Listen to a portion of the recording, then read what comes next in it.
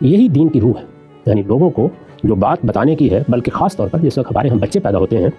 تو یہ ایک بدقسمتی کی بات ہے کہ ہم جب دین ان تک پہنچاتے ہیں، یہ نئی نسل پیدا ہو گئی ہے، یعنی میں جو کچھ اپنے والدین سے لے کے آگے بڑھ رہا ہوں اس پہ تو 10 چیزیں میرے ساتھ شامل ہو گئی ہیں، میں شعور کی عمر کو پہنچ گیا ہوں، یہ تو ابھی ایک لوح سادہ کی طرح ہمارے سامنے ہوتے ہیں کہ ان پر نقوش ڈالنے ہیں،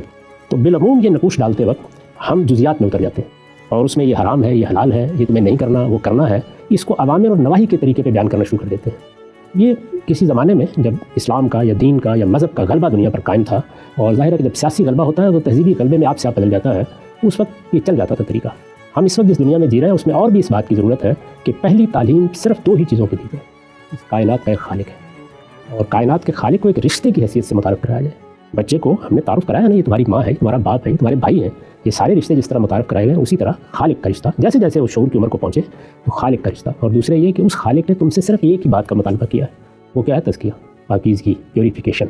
انسان کے باطن میں صفائی اور پاکیزگی کے لیے غیر معمولی طلب رکھی گئی۔ یہ دیکھتے ہیں آپ کہ انسان جب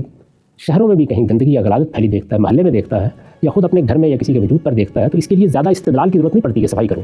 تو صفائی جب باطن میں اتر جاتی ہے تو پاکیزگی بن جاتی ہے۔ دین کیا ہے؟ پاکیزگی کی دعوت۔ یہ پاکیزگی کی دعوت کس لیے دی جائے گی؟ اس لیے دی جائے گی کہ تم کو ایک دن اس پروردگار کے حضور میں پہنچنا ہے جس نے طے کر دیا ہے کہ اس کی اگلی دنیا میں جو لوگ راحت کے ساتھ داخل ہونا چاہتے ہیں ان کو اپنے آپ کو زیادہ سے زیادہ پاکیزہ بنانا ہے۔ تو دین کی دعوت کی ابتدا یہیں سے ہونی چاہیے، اس سے